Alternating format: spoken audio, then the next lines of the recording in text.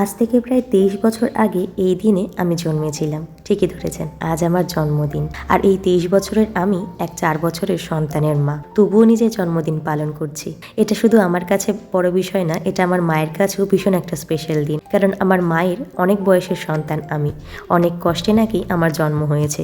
দিনটা আমাদের পরিবারের সকলের কাছে ভীষণ স্পেশাল, বিশেষ করে আমার মায়ের কাছে। আর তাই আমরা চেষ্টা করি এই দিনটা আমাদের আশেপাশের মানুষদের নিয়ে একটু আনন্দে কাটানো। এর মধ্যে আমার শ্বশুর শাশুড়ি, আমার বৌদি, আমার পাড়ার কটা বোন সবাই এসেছে। আর আমার ননদ তো আছেই। তো খাওয়া দাওয়ার আয়োজন হয়েছিল। প্রথম পাতে ছিল লুচি, পায়েস, আর তার সাথে ছিল ভাত, ডাল, আলু ভাজা আর মাংস। মানে যেগুলো খেতে আমি সবচাইতে বেশি ভালোবাসি, মা সেগুলোই বানিয়েছিল সবার জন্য।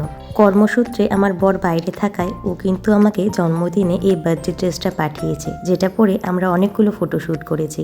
আর এখানে সবাই খেতে বসে গেছে। তো দেখে নাও আমার বার্থডে ড্রেসটা। ভালো লাগলে লাইক করো, আর তোমাদের ফ্রেন্ডস ফ্যামিলির সাথে শেয়ার করো, আর চ্যানেলটা সাবস্ক্রাইব করো। বাই।